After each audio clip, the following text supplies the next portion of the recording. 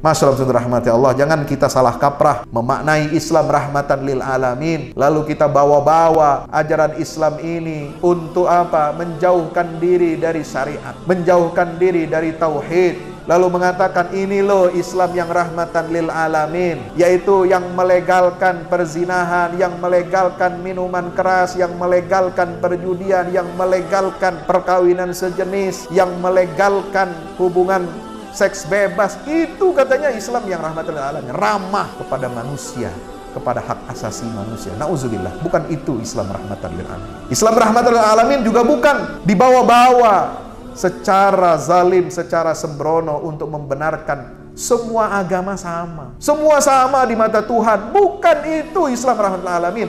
Rahmat pertama yang disebutkan di dalam ayat itu sebagai kelanjutan wa ma arsalnaka illa rahmatan lil alamin adalah prinsip kita bertauhid kepada Allah Ta'ala.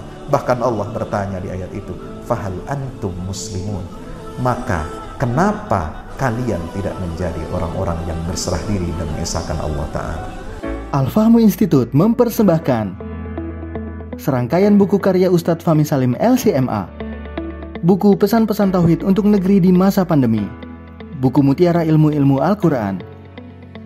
Ada diskon 20% untuk buku tafsir sesat 58 esai kritis wacana Islam di Indonesia dan buku kritik terhadap studi Al-Quran kaum liberal.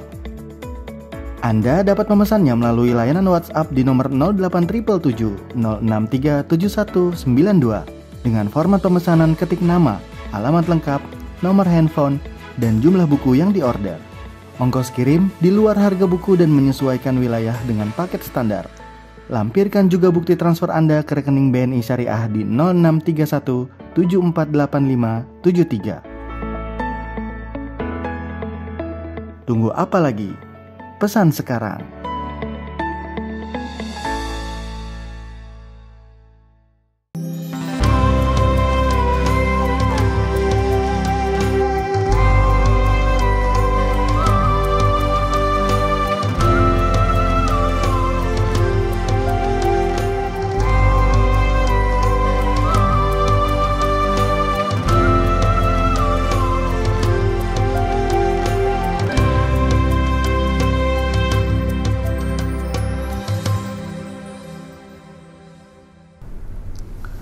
Assalamualaikum warahmatullahi wabarakatuh. Innal hamdalillah nahmaduhu wa nasta'inuhu wa nastaghfiruhu wa nastahdihi wa na'udzu billahi min shururi anfusina wa min sayyiati a'malina. Innahu may yahdihillahu fala mudilla lahu wa may yudlil fala hadiya lahu. Asyhadu an la ilaha illallah wahdahu la syarika lahu wa asyhadu anna Muhammadan abdullahi wa rasuluhu la nabiyya wa la rasula ba'dah. Allahumma salli wa sallim wa barik wa karrim ala hadha an-nabiyyil ummiyil karim wa ala alihi wa ashabihi wa man tabi'ahum bi ihsanin ila yaumil qiyamah. Amma ba'd. Ibadallah, usi nafsi wa iyyakum bi taqwallah. Ittaqullaha haqqa tuqatihi wa la tamutunna illa wa antum muslimun. Ma'asyiral muslimin, jamaah Jumat yang insyaallah mudah-mudahan kita semuanya senantiasa berada dalam naungan rahmat dan maghfirah Allah Subhanahu wa taala. Puji syukur kehadirat Allah Subhanahu wa taala kita panjatkan. Bersolawat dan salam terutama di hari Jumat yang penuh kemuliaan dan barakah dari Allah Subhanahu wa taala ini, marilah kita sampaikan kepada junjungan kita baginda Rasulullah Muhammad sallallahu alaihi wasallam beserta seluruh keluarga dan para sahabatnya. Mudah-mudahan tercurah limpahkan untuk kita semua pengikutnya hingga yaumil qiyamah. Ma'asyiral muslimin yang berbahagia, pada kesempatan khutbah yang singkat ini, mari kita sama-sama meningkatkan iman dan takwa kita kepada Allah Subhanahu wa taala dengan menjalankan semua perintah-perintah Allah dan menjauhi semua larangan-larangan Allah Subhanahu wa taala. Bersyukur kita, berbahagia kita atas nikmat karunia dari Allah Subhanahu wa ta'ala yang luar biasa, bahwa kita diperkenankan dan ditakdirkan oleh Allah Subhanahu wa ta'ala menjadi bagian dari nikmat Allah yang besar. Laqad manna Allahu 'alal mu'minina idh ba'atha fihim rasulan min anfusihim yatlu 'alaihim ayatihi wa yuzakkihim wa yu'allimuhumul kitaba wal hikmata wa in kanu min qablu lafi dhalalin mubin. Di dalam surah Ali Imran Allah menyatakan, sungguh Allah telah memberikan karunia-Nya yang begitu besar kepada orang-orang yang beriman. Dan kita yang hadir di sini adalah bagian dari orang-orang yang beriman itu, insya Allah. Bagaimana Allah memberikan karunia yang besar kepada orang-orang yang beriman? Yaitu ketika Allah mengutus ke tengah-tengah kita seorang Rasul, yaitu tidak lain dan tidak bukan adalah baginda Rasulullah Muhammad sallallahu alaihi wasallam, yang membacakan kepada kita ayat-ayat Allah, yang mengenalkan kita ayat-ayat Allah, yang menyucikan jiwa-jiwa dan hati kita, sehingga hati kita bersih dari noda kekafiran, bersih dari noda kemusyrikan, bersih dari noda yang menghalangi kita dari jalan Allah Subhanahu wa ta'ala dan menjauhkan kita dari keridhaan Allah di dunia dan di akhirat. Nabi SAW inilah yang membacakan ayat-ayat Allah kepada kita, mengenalkan kita tauhid, yang menyucikan jiwa-jiwa kita ini, sehingga kita layak menjadi hamba-hamba Allah Subhanahu wa ta'ala, yang pantas untuk mendapatkan ampunan dan rahmat dari Allah Subhanahu wa ta'ala. Bukan hanya itu, Rasulullah itu adalah juga wa yu'allimuhumul kitaba wal hikmah, yang mengajarkan kepada kita semua Al-Quran dan hikmah pengetahuan, sehingga teranglah jalan kehidupan kita di dunia ini sampai di akhirat kelak. Ma'asyiral muslimin yang dimuliakan Allah, kita berada di bulan Rabiul Awal, bulan kelahirannya Rasulullah Muhammad sallallahu alaihi wasallam, di mana Muhammad sallallahu alaihi wasallam itu dinyatakan dia adalah sebagai rahmat dari Allah Ta'ala. Dia adalah rahmat itu sendiri. Di dalam surah Al-Anbiya, Allah Subhanahu wa ta'ala ayat 107 menyatakan dengan tegas, "Wa ma arsalnaka illa rahmatan lil alamin." Tidaklah kami mengutus engkau, wahai Muhammad, kecuali untuk menjadi rahmat bagi seluruh alam semesta. Allah menyebut rahmat di dalam ayat ini untuk dua hal. Yang pertama, diutusnya Rasul Muhammad SAW sebagai utusan Allah itu adalah rahmat. Dan engkau itu sendiri, wahai Muhammad, adalah rahmat. Luar biasa.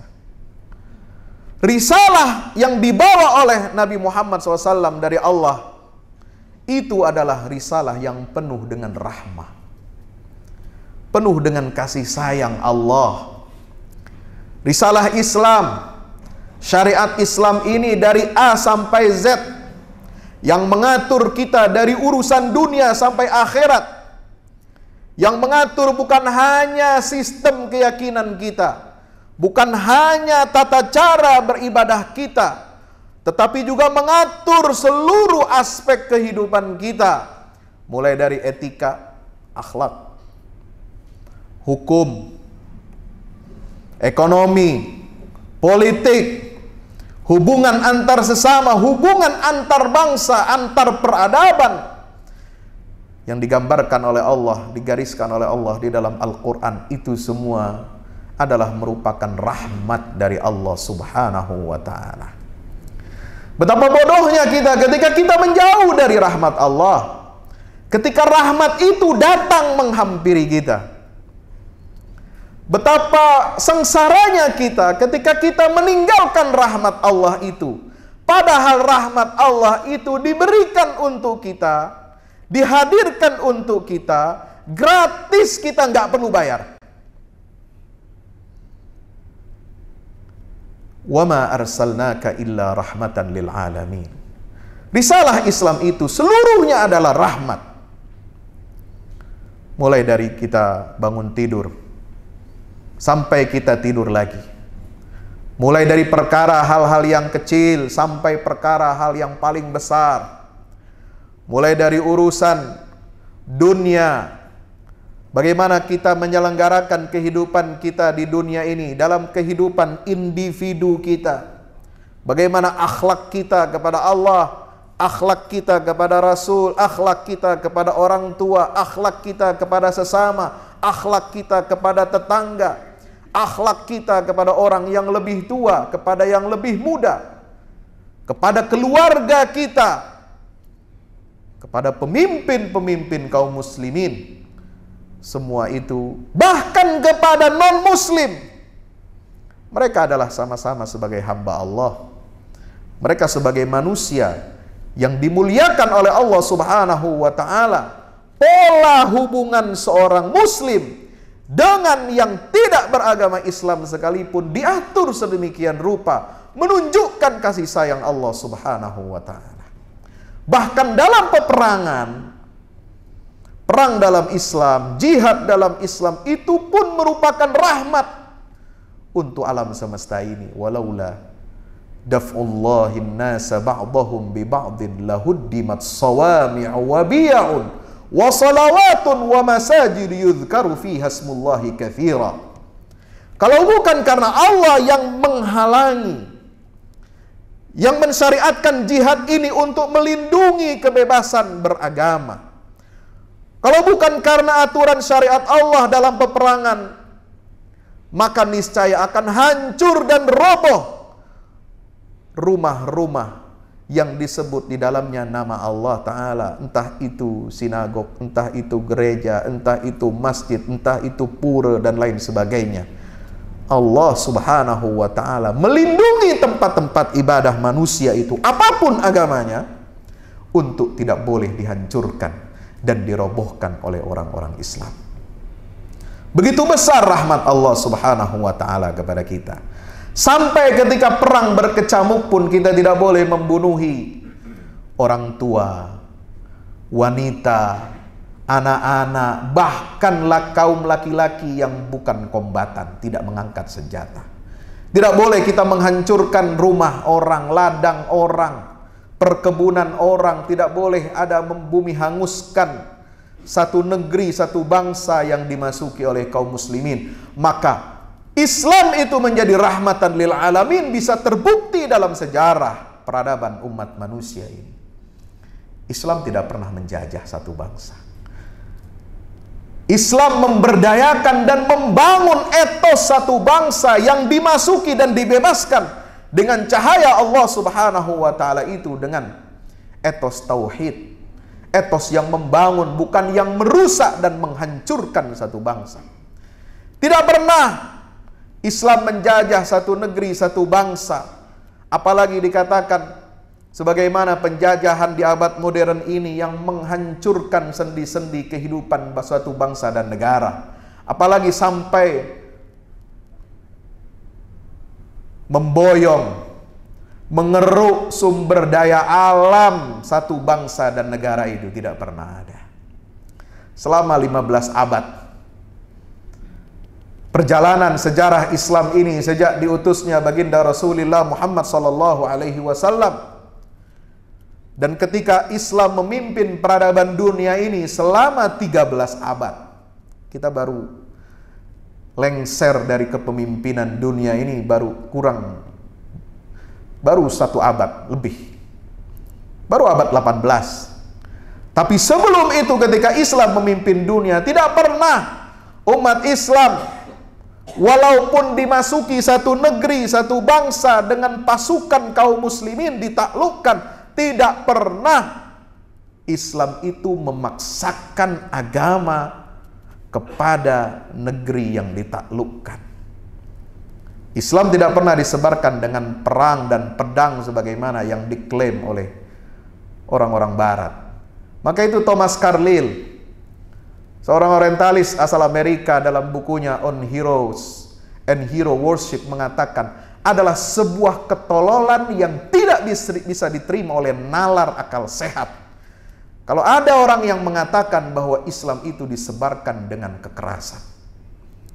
Gustave Le Bon, seorang intelektual Prancis, dalam buku Hadaratul Arab yang diterjemahkan dari bahasa Prancis tentang peradaban Arab, dia mengatakan tidak pernah Islam itu disebarkan dengan kekerasan, hanya dengan dakwah saja. Dakwah bil hikmah wal mau'izah billati hiya ahsan, dan jidal. Tidak pernah dengan kekerasan, apalagi dengan paksaan, apalagi membunuh, membantai orang lain, bangsa lain hanya karena untuk memaksakan agama Islam ini. Tidak ada. Sejarah Islam tidak seperti sejarah kelam bangsa-bangsa barat yang yang menebarkan ketakutan, terorisme, radikalisme di banyak berbagai penjuru belahan dunia, sehingga suku aborigin bisa hilang. Suku Indian di Amerika hampir punah. Suku-suku yang ada di pedalaman Afrika dibantai, disembelih jutaan orang. Bahkan di abad modern, umat Islam yang menjadi korban terbesar dari kolonialisme dan imperialisme barat. Lihat di Afrika Utara, lihat di India, lihat di Timur Tengah, dan lain sebagainya, sampai di Nusantara ini. Berapa banyak umat Islam yang menjadi korban pembantaian dan penghinaan. Karena sebagaimana digambarkan oleh Allah dalam Al-Quranul Karim, innal muluka idza dakhalu qaryatan afsaduha wa ja'alu a'izzata ahliha adillah wa kadzalika yaf'alun. Ini yang ditakutkan oleh Ratu Balqis, ratu negeri Saba, yang dia punya gambaran negatif kalau Raja Sulaiman akan datang ke sini mewujudkan apa yang dia tulis di dalam suratnya, innahu min Sulaiman wa innahu bismillahirrahmanirrahim alla ta'lu alayya wa'tuni muslimin. Itu dianggapnya sebagai ancaman, padahal surat itu bukan surat ancaman. Surat itu adalah surat yang penuh dengan kedamaian dan rahmat dari Allah, dimulai dengan bismillahirrahmanirrahim, dengan nama Allah yang maha pengasih dan maha penyayang. Allah ta'lu alayya, jangan sombong menghadapi aku.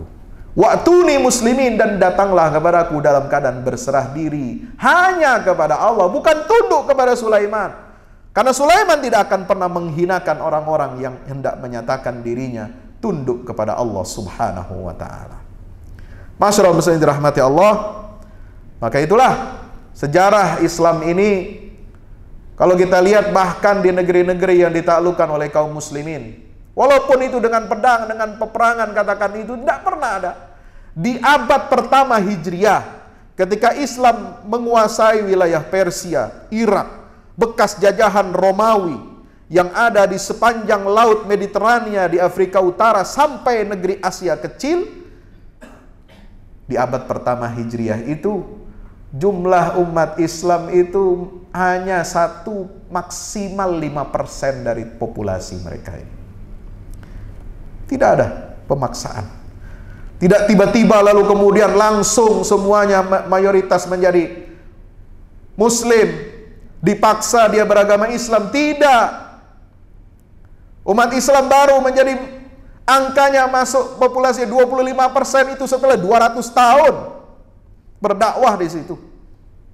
Menjadi 50% setelah 400-500 tahun. Itu juga yang terjadi di Kepulauan Nusantara kita ini.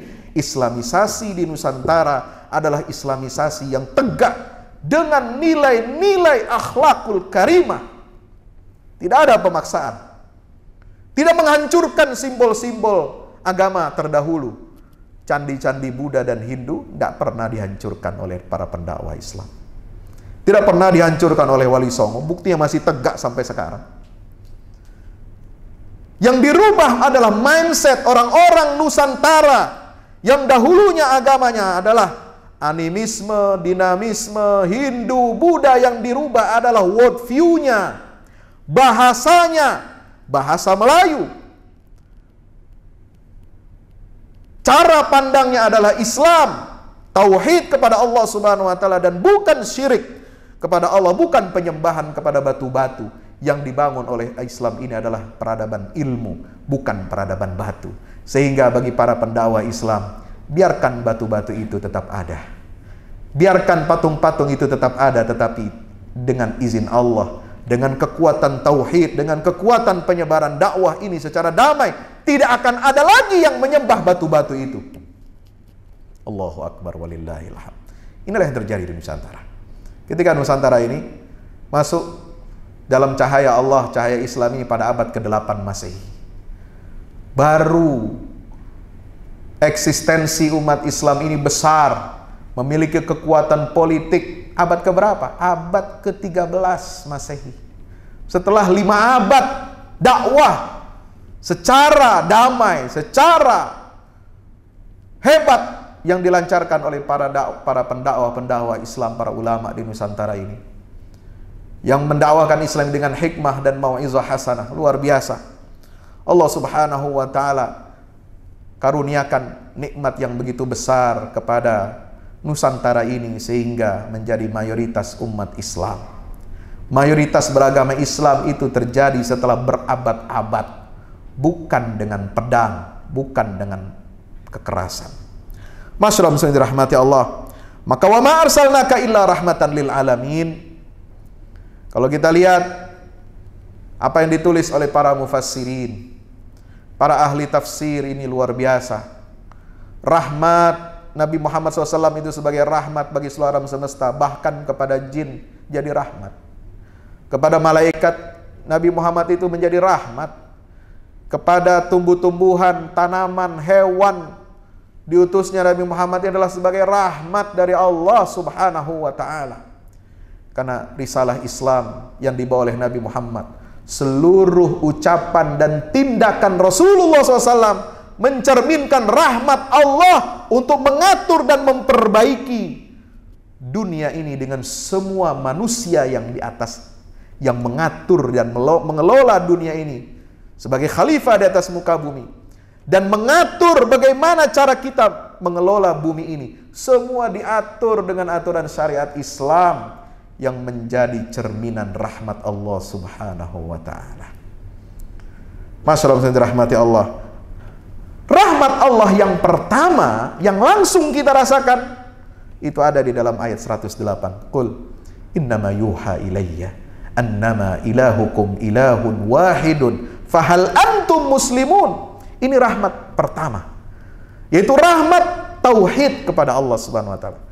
Ajaran Islam adalah ajaran tauhid, mengesahkan Allah. Itulah rahmat pertama yang dirasakan oleh seluruh umat manusia, yang membebaskan manusia dari perbudakan sesama manusia, dari penghambaan sesama manusia, dari pengkastaan terhadap sistem politik, sistem ekonomi dan sosial yang ada di tengah masyarakat. Itu semua dihancurkan oleh ajaran Islam yang mengajarkan kita egalitarianisme, persamaan dan kesetaraan di hadapan hukum dan di hadapan Allah Subhanahu wa ta'ala. Maka masyaallah rahmati Allah, jangan kita salah kaprah memaknai Islam rahmatan lil alamin, lalu kita bawa-bawa ajaran Islam ini untuk apa? Menjauhkan diri dari syariat, menjauhkan diri dari tauhid, lalu mengatakan ini loh Islam yang rahmatan lil alamin, yaitu yang melegalkan perzinahan, yang melegalkan minuman keras, yang melegalkan perjudian, yang melegalkan perkawinan sejenis, yang melegalkan hubungan seks bebas. Itu katanya Islam yang rahmatan lil alamin, ramah kepada manusia, kepada hak asasi manusia. Nauzubillah, bukan itu Islam rahmatan lil alamin. Islam rahmatan lil alamin juga bukan dibawa-bawa secara zalim, secara sembrono untuk membenarkan semua agama sama. Semua sama di mata Tuhan. Bukan itu Islam rahmatul alamin. Rahmat pertama yang disebutkan di dalam ayat itu sebagai kelanjutan wa ma arsalnaka illa rahmatal alamin adalah prinsip kita bertauhid kepada Allah Ta'ala. Bahkan Allah bertanya di ayat itu, fahal antum muslimun, maka kenapa kalian tidak menjadi orang-orang yang berserah diri dan mengesahkan Allah Ta'ala. Barakallahu li wa lakum fil Qur'anil azim wa nafa'ani wa iyyakum bima fihi minal ayati wa dzikril hakim. Aqulu qawli hadza astaghfirullah li wa lakum walil muslimin wal muslimat fastaghfiru innahu huwal ghafurur rahim. Alhamdulillahi wahdah sadaqa wa'dah wa nasara 'abdah wa 'azza jundahu wa hazama al-ahzaba wahdah. Asyhadu an la ilaha illallah wahdahu la syarika lah wa asyhadu anna Muhammadan 'abduhu wa rasuluhu nasara 'abdah wa 'azza jundahu wa hazama al-ahzaba wahdah. La ilaha illallah wahdahu la syarika lah lahul mulku wa lahul hamdu wa huwa ala kulli syai'in qadir. Usi nafsi wa iyyakum bitaqwallah, ittaqullaha haqqa tuqatih wa la tamutunna illa wa antum muslimun. Ilamu anna Allah amarakum bi amrin bada fi bi nafsihi wa thanna bi malaikatil musabbihati bi qudsih faqala ta'ala inna Allah wa malaikatahu yusalluna 'alan nabi ya ayyuhalladzina amanu sallu 'alaihi wa sallimu taslima. Allahumma salli 'ala Muhammad wa 'ala ali Muhammad kama sallaita 'ala Ibrahim wa 'ala ali Ibrahim fil 'alamin innaka Hamidum Majid.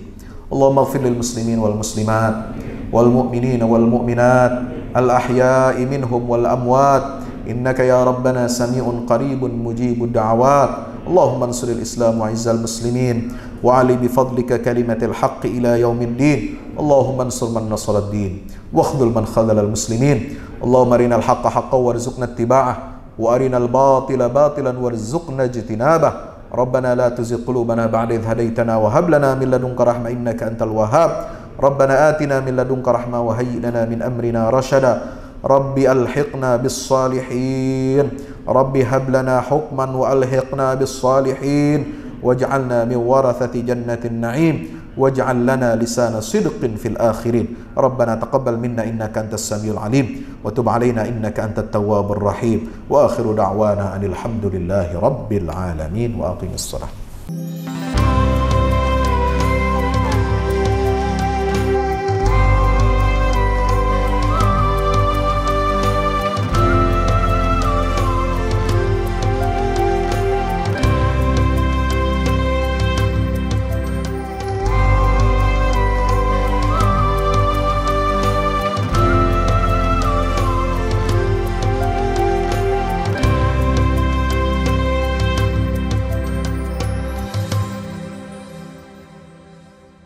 Assalamualaikum warahmatullahi wabarakatuh. Alhamdulillah kita udah selesai pengecoran rooftop ya. Itu apa?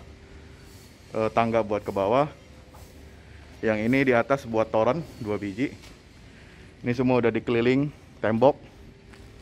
Ya, ini untuk lantai paling atas buat futsal, buat jemuran, buat apa, tanaman hidroponik juga ntar insya Allah ya. Terus support ya teman-teman. Alhamdulillah terus selesai pengecorannya semuanya ya. Ini progres kita terbaru dan jadi buat olahraga, buat utilities ya, multiguna. Nah kita turun sini semua. Ini lantai 3. Ini untuk asrama. Ya, untuk kamar-kamar. Untuk kamar-kamar dan nah di situ musola. Nanti di situ musola, ya. Ini kamar-kamar dan musola buat santri-santri tahfiz kita, insya Allah.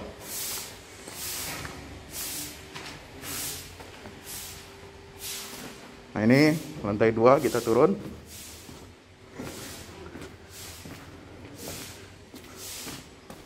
Ini untuk kelas-kelas ya.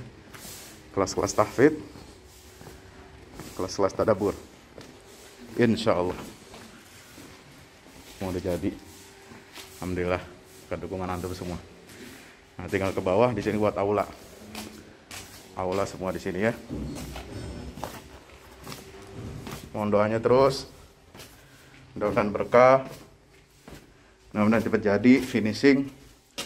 Kira-kira finishingnya ini butuh 1,5 M lagi. Ya. Mudah-mudahan. Al-Fatihah.